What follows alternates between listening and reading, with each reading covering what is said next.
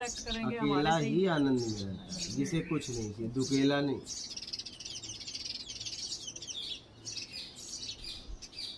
और दो होते हुए भी एक हो सकते हैं जब दोनों को कुछ नहीं चाहिए, तो वो भी आनंद में, वो भी आनंद में। दो आप शरीर से मत देखो।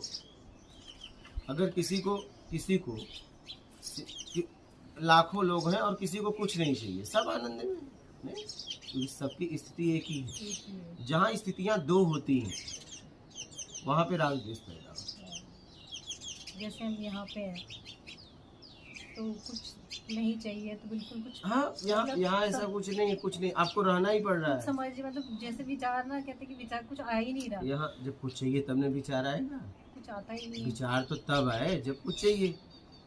यहाँ पे हमने कहा भैया कुछ नहीं चाहिए तब आना, तो विचार आएगा कैसे कि कुछ नहीं चाहिए। हमने बोला, आप बोल भी नहीं सकती मुझसे कुछ हो रहा है कि नहीं हो रहा है। हमने कहा था ना कुछ नहीं चाहिए, कुछ नहीं होगा। हाँ, आप तो बोल भी नहीं सकती कि कुछ हुआ नहीं, क्योंकि हमने पहले ही बोल दिया था कुछ होगा ही नहीं।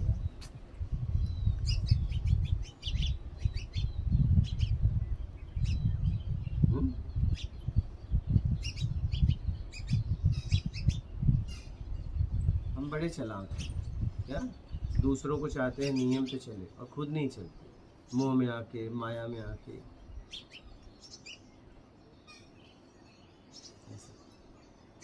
अच्छा, मान लीजिए आपसे पूछ रहा हूँ, ईमानदारी जवाब देना है। ये आपकी स्त्री थी, न चाहते भी आपने इनसे बात करी ली, कन्विंस कर लिया इन्हें। अगर कोई और महिला होती और रिजर्वेशन के बारे में आपसे बात करती, आप करते हाँ या ना? नहीं करते। यहाँ आप मोह में आए, मानवता भी नहीं, मोह में आए। मोह में ही आदमी गिरता है, मोह में ही आदमी।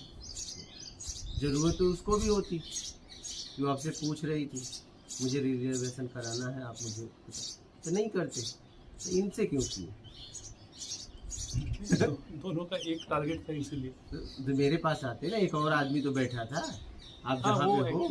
वो उसने मना किया था।